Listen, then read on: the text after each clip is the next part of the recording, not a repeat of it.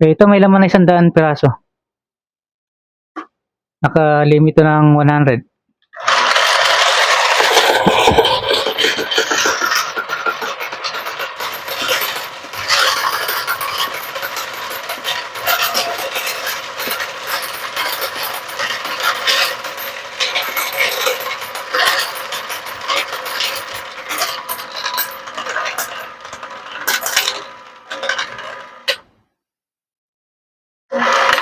O yan, 100.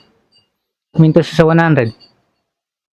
Tapos, pag bibiling ulit siya ng 0 hanggang 100, automatic magbibilang ulit. So, ito lang, pinakasimple lang gawin. O, ito lang, paggamit, o. Gagawin mo lang, pagka nakakuha ka na ng ganito. Ito available to. Gawin mo lang, saksak mo lang to.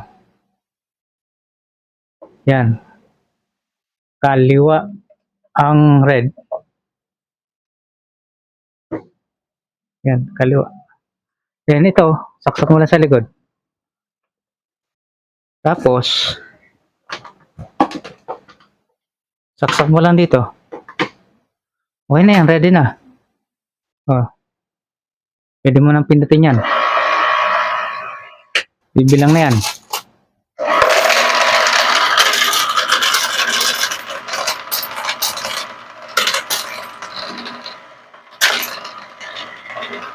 Yan.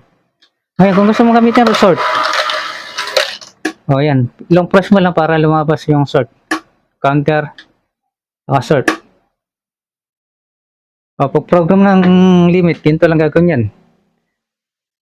Sa unang kasama sa hopper, pag dumating sa yung controller, pwede mo na i-program agad. Lagyan mo ng limit. Parang default na 100. Long press, tapos saksak. Lalabas yung prog. O yan, pwede mo na baguhin ang limit niya. O yan, lagyan natin 100. Long press para ma-save. O pag lumabas ay save, okay na yan. Pwede na gamitin. Pinakamadaling gamitin yan. Plug lang. Tapos ito, pwede mo tornilyo dito, yung hopper mo.